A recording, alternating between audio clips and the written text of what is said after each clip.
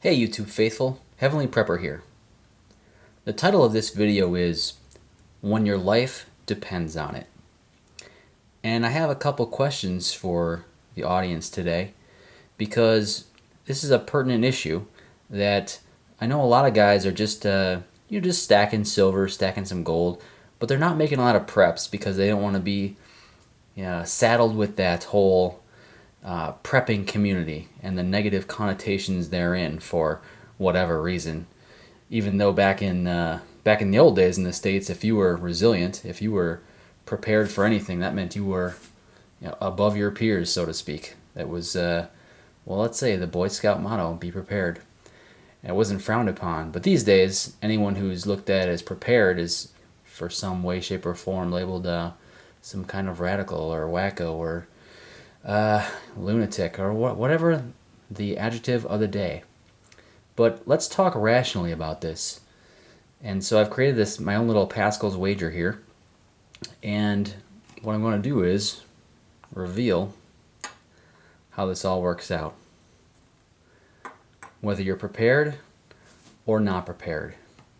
And yes, those are kilo coins in front of you.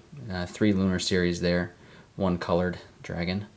And then the upper left-hand corner there is the Noah's Ark Armenian coin. So let's talk about if you're prepared and a collapse happens. Now, when I say a collapse, I'm referring to anything from an economic hyperinflationary event to an EMP to it could even be a local collapse like Hurricane Katrina that affects you personally and not the rest of the country. But a collapse happens at least in your world. Or how about a cyber attack that affects the nation? Anything where your basic social services, your water coming to your house, the grocery stores being filled with food on the shelves, anything where that ceases to be normal.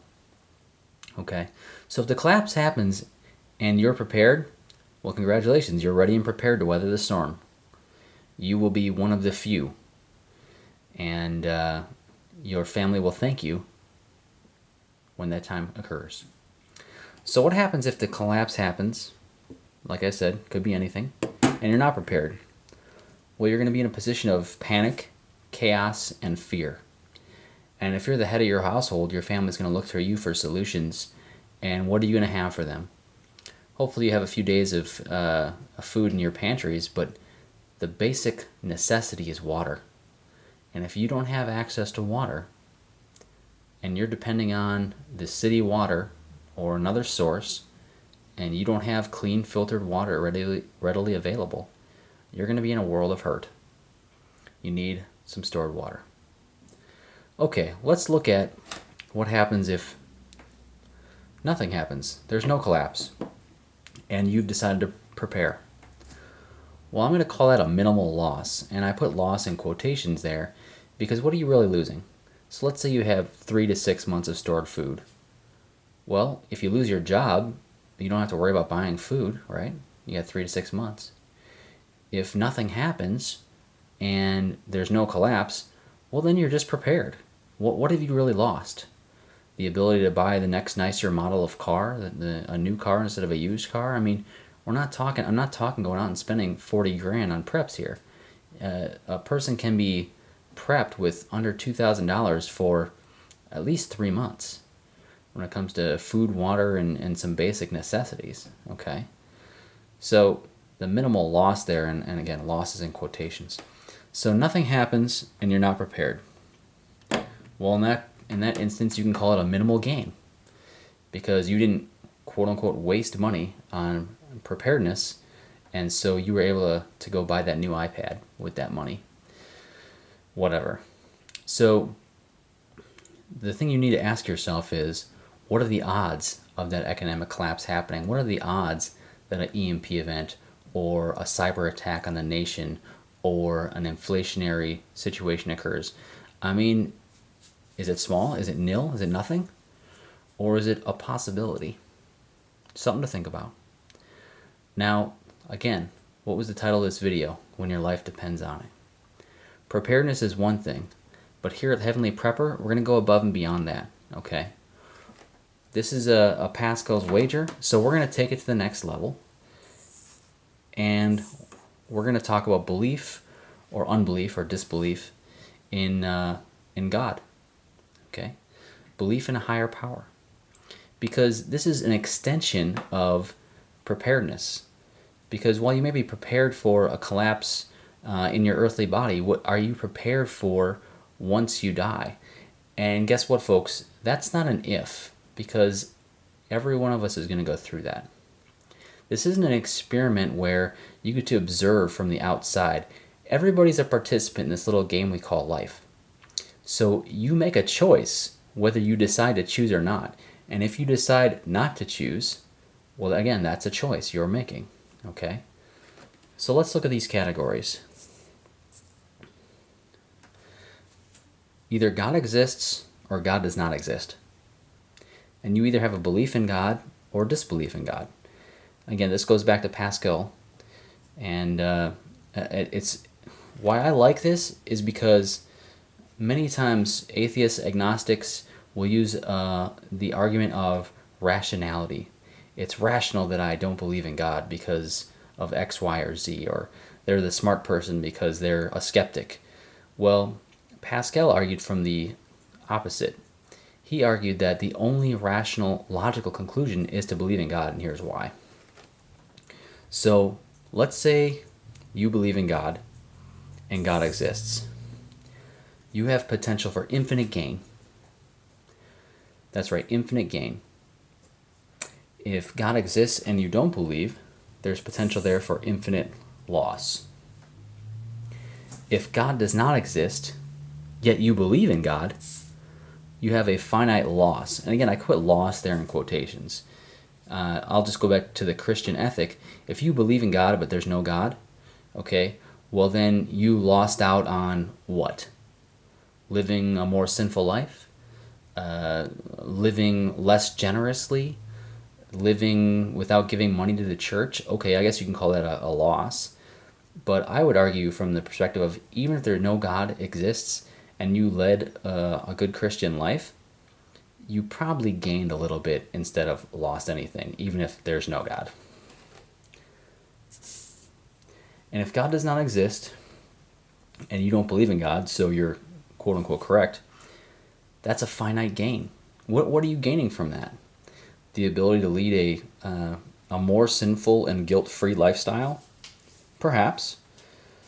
Now, Pascal would argue that any decision matrix where there's an infinite gain and the other options are finite, the only rational and logical conclusion is to choose for the infinite positive position. And I completely agree from a rational perspective. Now, of course, the obvious objection is, well, when you say God exists, there's how many gods and how many different religions? Well, that's exactly the point, guys, okay? If you're an agnostic or an atheist, or even, of a different religion, are you just believing that religion because that's what you were brought up with? Are you just believing that religion because that's what was taught to you? The point of this exercise is not to just have a random belief in quote-unquote God. It's to question why you believe what you believe. Look at the scriptures of your religion and those of others and see what makes the most sense. What rationally and logically resonates with you. Okay? And not just because it feels good or because it's what your culture accepts, but because it's based on truth. Okay? That's the most important factor. Because if your religion sounds great, but it's not based on actual truth, then you're basically choosing for God does not exist. Okay? Because if I believe in the spaghetti monster in the sky, and that's my God, well, guess what? On the day of judgment, that's not going to hold any water. Because it doesn't matter how much faith you have, it matters what the object of your faith is. A Canadian once told me that, you can have a very little amount of faith in thick ice and it's still going to hold you. But you can have the most faith in the world on thin ice and it doesn't matter because you'll still go through it. Okay? It's not the amount of faith you have, it's the object of your faith. The faith of a mustard seed is enough, said Jesus Christ, to enter the kingdom of heaven. All things are possible. So this is my little experiment here, showing you Pascal's wager. I know there's going to be objections to it, okay, from many different arguments. Heck, you had Voltaire arguing against Pascal, against many different reasons. But that's not what I want to get into. What I want to get into is think about what you believe and why you believe it. And just understand that you shouldn't make this decision on a whim. And it shouldn't be based on just what you were brought up with or what you were taught. Because, guys, we're talking about infinite gain and finite losses. All right? So, this isn't a decision you should make willy nilly or by the seat of your pants. It should be a decision you make from researched opinions and from asking experts and reading and just doing your due diligence. Okay, I'll ask you this: if you went out to buy a house, would you just go with whatever your realtor said and sign on the dotted line, or would you do some actual research? Okay, that's just your earthly house. Now it's time to think about your heavenly house. Okay. So again, obviously I'm sitting here from the perspective of it's smart to prepare, and it's smart to prepare for your heavenly place as well. That's what we do here. This is Heavenly Prepper, preaching and prepping. God bless.